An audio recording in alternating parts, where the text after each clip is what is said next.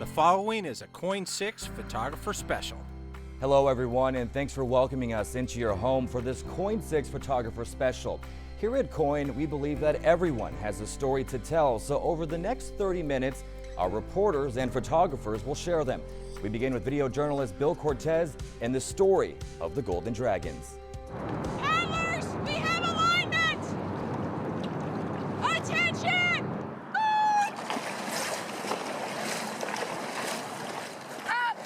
My name is Amy Moyers, and I am the coach for this boat, but I'm also the caller for the race. Reach it out with power. Pop it in the front. Let's make him feel this. 1, 2. I'm asking them to sit up and reach it out and try to grab the water and pull it past them. Take it out! My name is Karen Cole, and I belong to the Golden Dragons Club Crew 2016 Dragon Boat team. What's it like being a dragon boat paddler? It is amazing. We have a wonderful club and a wonderful group of women that are on our team. Take it up! What's unique about the Senior C Women's Club Crew race is, number one, it's all female. You have to be at least 60 to be in it. Reach! We are exuberant. It is just an amazing thing, the camaraderie that we develop as a team, and we've been training for over a year for this championship, and it's just been the most amazing experience of my life, and I love it. Bring it down. I want lots of power right here. Power 30 now. Ride the wake, baby. Woohoo! Golden Dragons with the Wild Girls. I listen to Ground Zero occasionally when I'm working at night and driving and stuff. And one night I was driving into downtown to help out with some of our other crews when they were covering some of the protests and marches and stuff. And he was describing what was going on outside his window. And I wondered what it must look like in that booth at that moment. And that's when it hit me. If I wonder what it looks like in that booth, other people might wonder.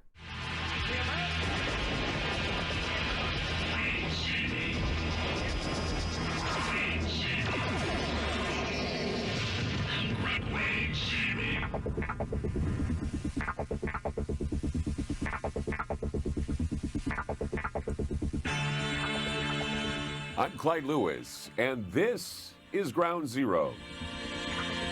When I was a kid, man, we'd hang out at a place called Blackie's Barbershop. It was a group of guys that would all get together at the barbershop, and they would talk conspiracy theory. And basically, I mean, everything in the news was a conspiracy. It's now been 53 years since the assassination of President Kennedy. Bigfoot sightings and UFO sightings and all these other things that, as a kid, that really weighs heavy on you. You're listening to Ground Zero, and we'll be back. I have a background in news journalism, and I was offered a talk show. And they said, hey, what are you going to fill it with? And I said, well, I'll fill it with some of the lies my father told me.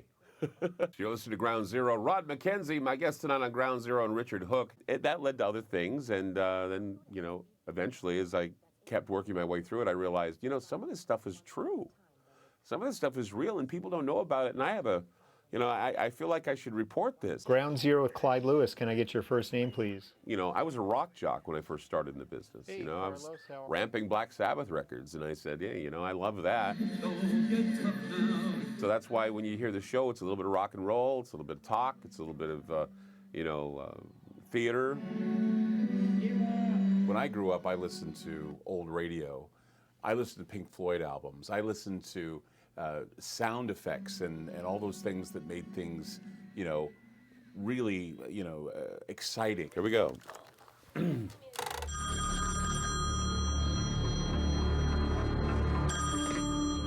Hello. Lift the curtain of history.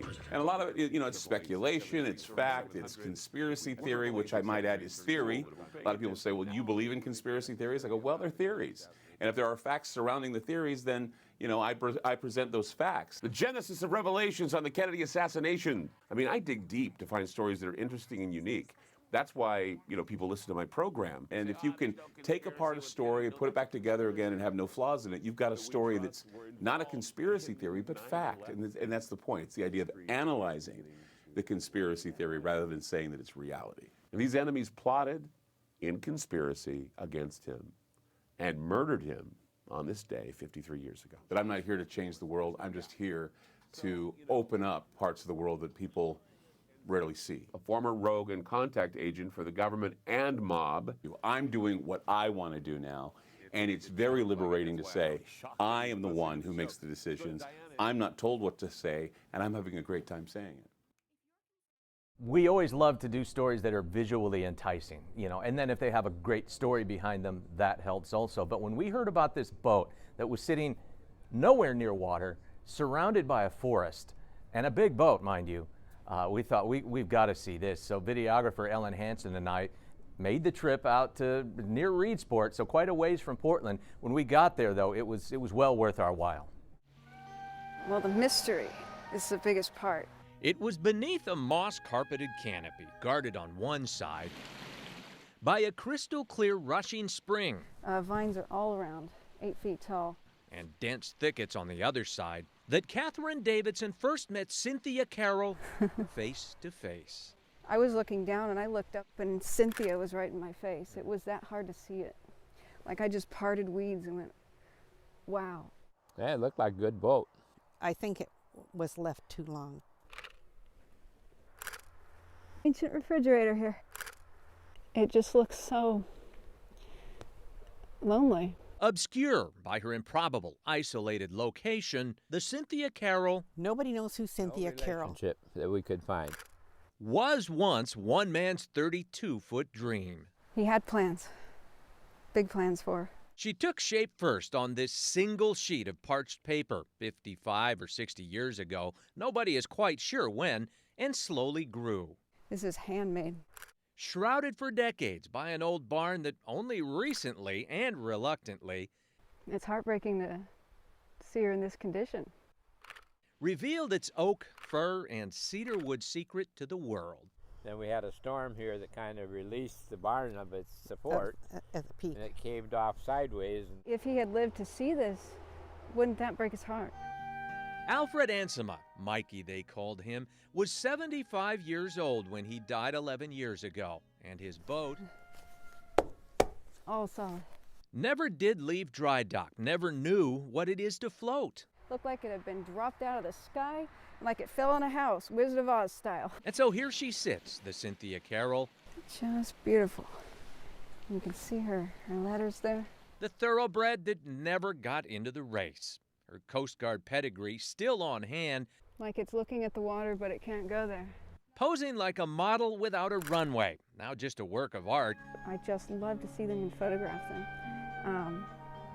And they all have a story to tell. And a piece of history near Reedsport with photographer Ellen Hansen. Tim Becker, KOIN 6 News. Well, it's a story that Jeff Gino pitched.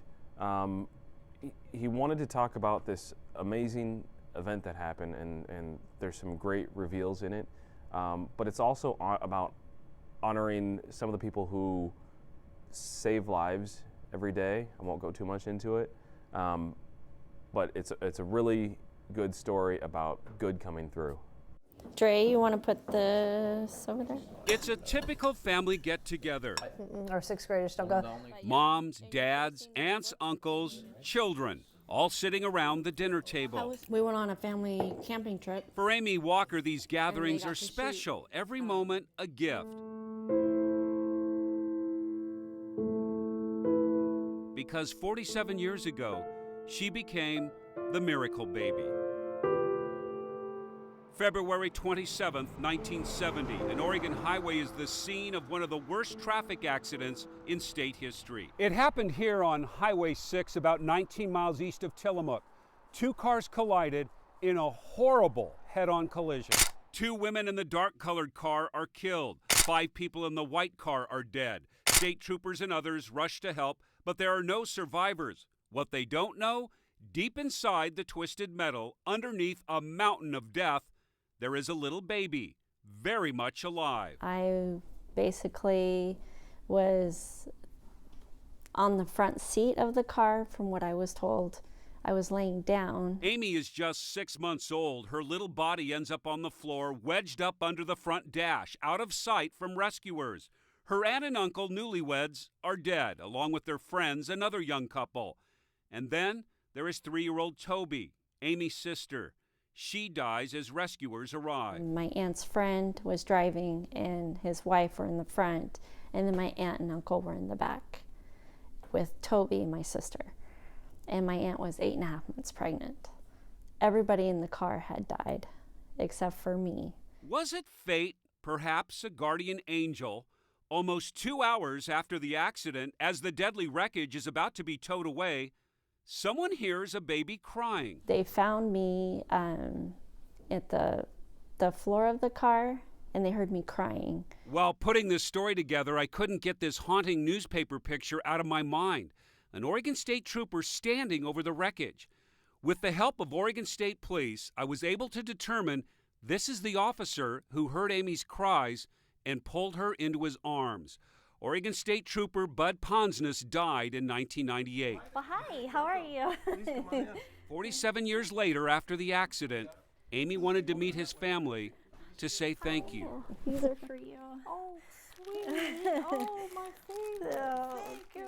Tears and smiles greeted Amy as we all sat around the table. Mitzi is Bud's widow and says her husband could never forget what happened that day. He was holding her, after he pulled her out, was holding her and directing traffic at the same time until a passing motorist stopped and the lady got out and took Amy from him so he could continue his work. Jody is Bud's daughter. She was only 12 at the time. She says the events that day devastated her father.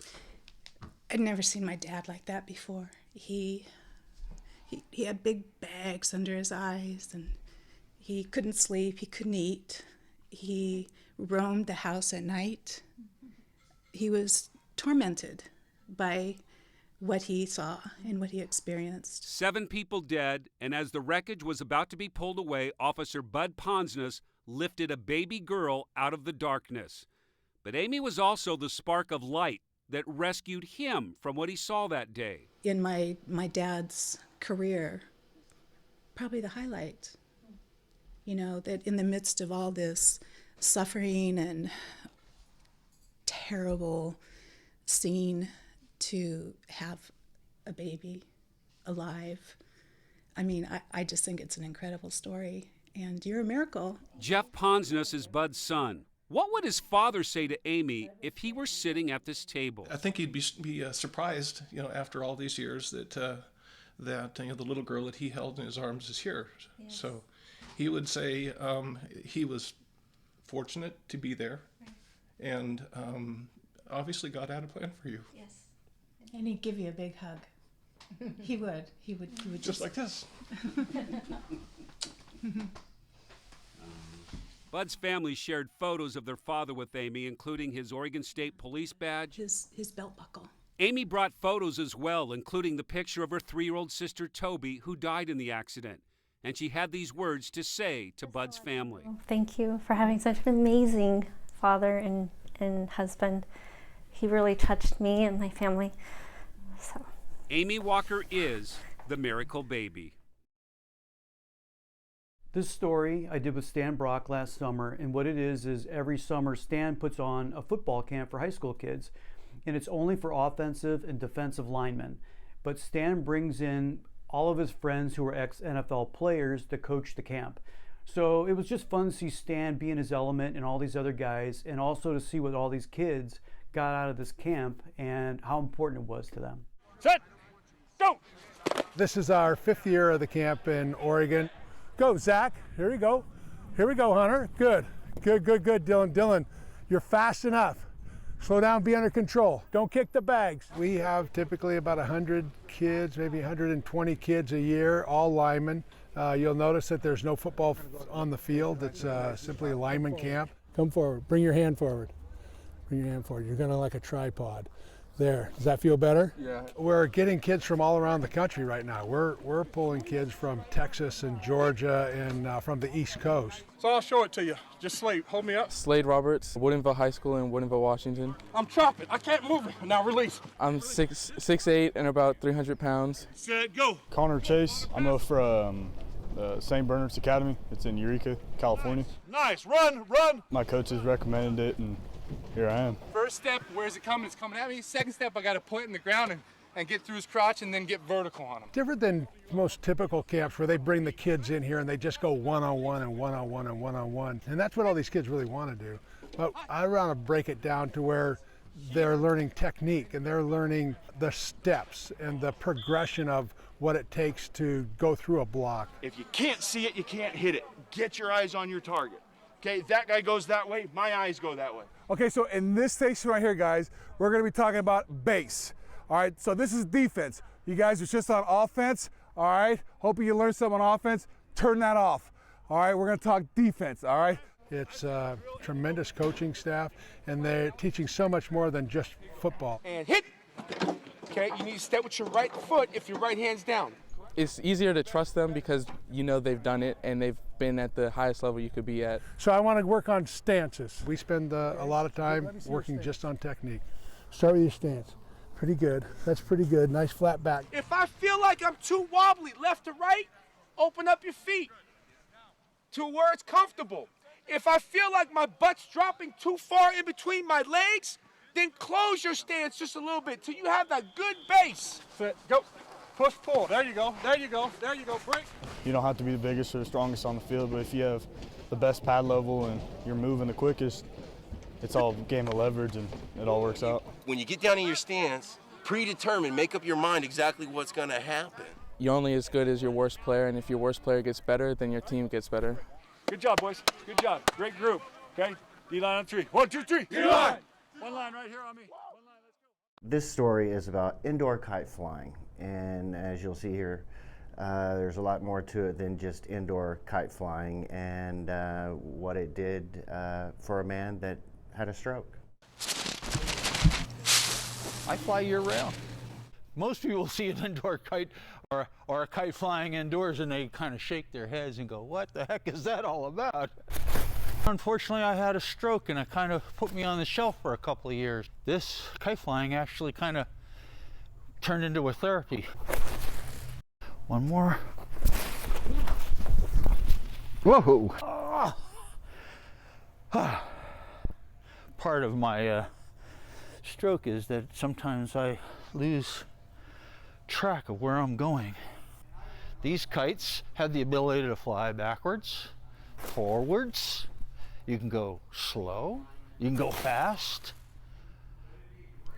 And as long as you're moving a little bit, it doesn't take a lot, but you create that tension in the sail, keep the wind load in there, because my coordination, my hand-eye depth perception and things were all kind of askew.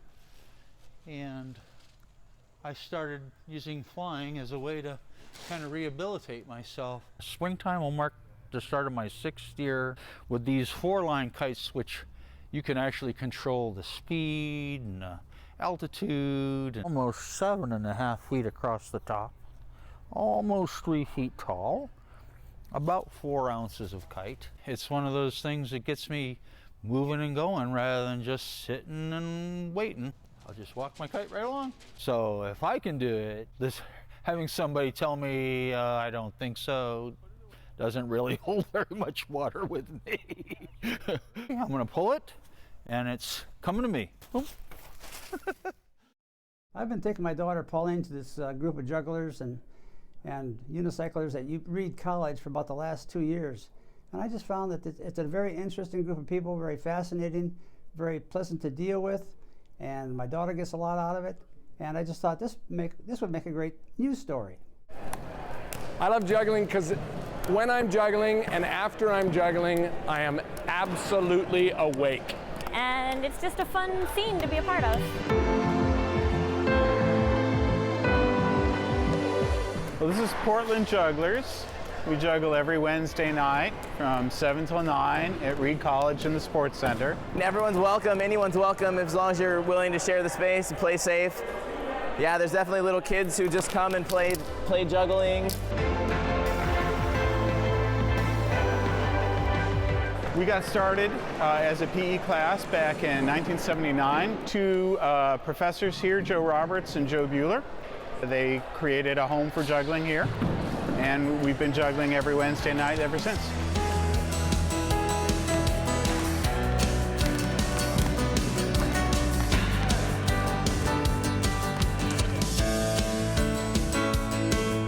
Here's a trick I learned, 1-foot riding. And I didn't know where to learn to ride a unicycle, so I went to a library, and a long search led me to the Portland Jugglers. And that was about 15 years ago. And of course, last but not least, what we call walking the wheel. Well, we are a very diverse group of people who all share some diverse and yet common interests: unicycling, juggling, all sorts of prop manipulation, acrobatics, comedy, you name it. 1-foot riding.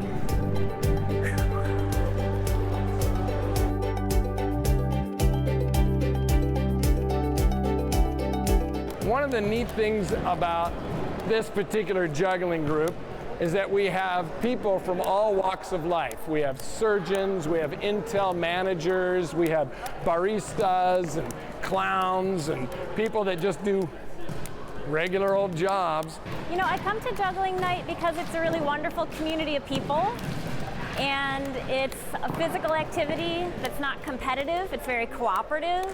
And I've been blessed to be able to travel around the world juggling. I've literally been around the world 4 times. Been on TV, been on Jay Leno. I'm a has-been that never was.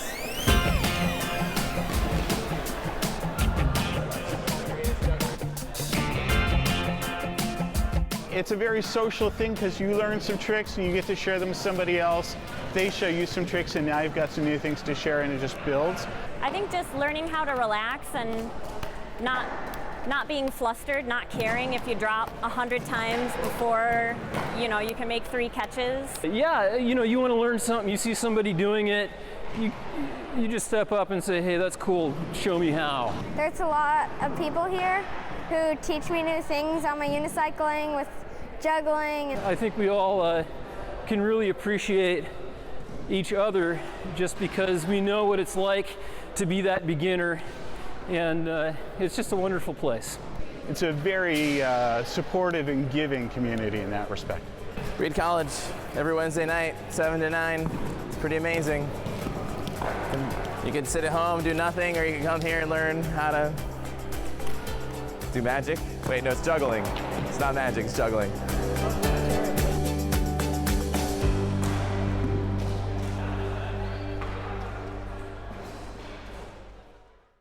A lot of times when I'm driving up and down the Columbia River Gorge, I see these long barges being pushed by towboats down the river. And I always wondered what it'd be like to work on one of these boats. I love anything mechanical, ships, boats, airplanes. So once I got the okay from Tidewater that I can do a story on one of their boats, I had to bribe my son with $100 to drive me up to the Dalles Dam in the middle of the night so I can climb aboard the Crown Point towboat. And this is the story I came up with.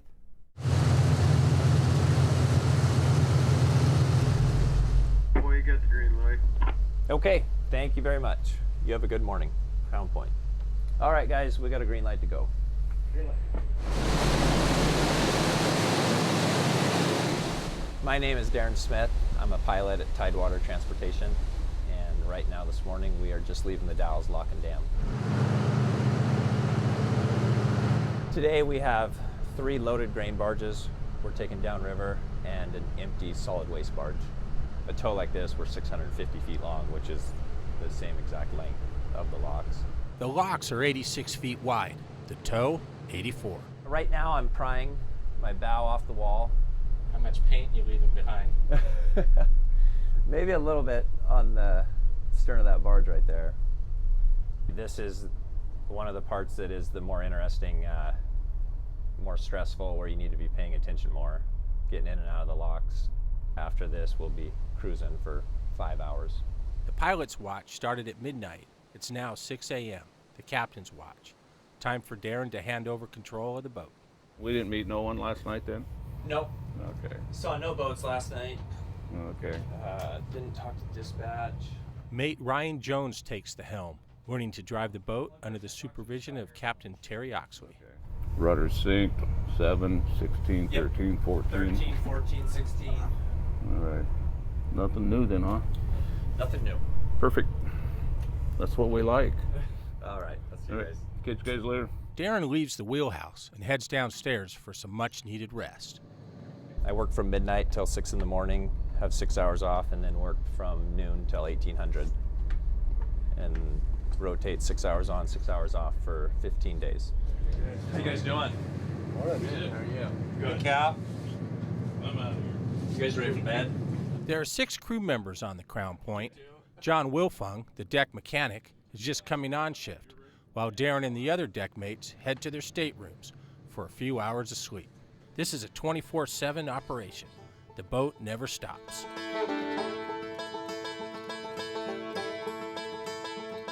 In 1932, Lou Russell Sr. started transporting industrial commodities from port to port along the Columbia River.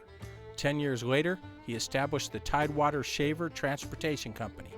In 1960, Tidewater became a full-fledged independent tug and barge company under the name of Tidewater Barge Lines. Today, it is the largest company of its kind west of the Mississippi River, transporting cargo from the inland port of Lewiston, Idaho, all the way to Astoria, Oregon, a distance of 465 miles.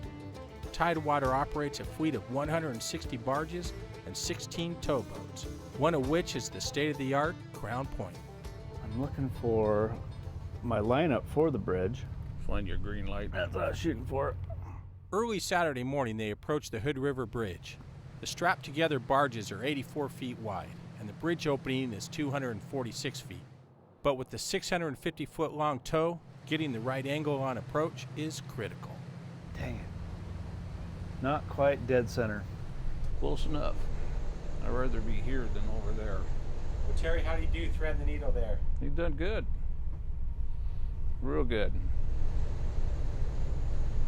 Couldn't have done any better myself. Below decks, John makes sure everything is running efficiently. My name is John Wilfong, and I'm a deck mechanic here for Tidewater. Every watch has a checklist that it needs to go through to make sure that everything's getting covered that needs to be at all times. Eyes and ears on the boat. Eyes and ears. We just always moving around, seeing what's happening, information we can pass on. It's a different kind of a lifestyle, that's for sure. 2 weeks on, 2 weeks off. We punch the clock once when we get on. We do 2 6-hour watches a day.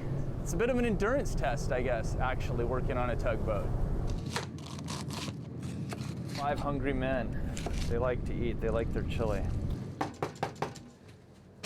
Riley, you got to get up and work like everybody else. Lights coming on. John wakes up the crew for the next watch and for lunch. Johnny's chili. Yeah, Johnny's chili. Is this the best part of the day, lunch? Yeah. You know it. You see all the smiles. Meal times are occasions for members of the crew to get together, for camaraderie, to share information, and to swap sea stories. A sea lion in the locks that rolled along the barges with only 2 feet for about 200 feet.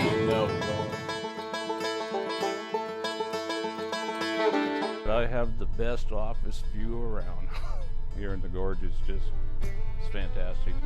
There's always something different. You see something different, you do something different every day, and I think that's what makes this job what it is. Day 5 for this crew is coming to an end.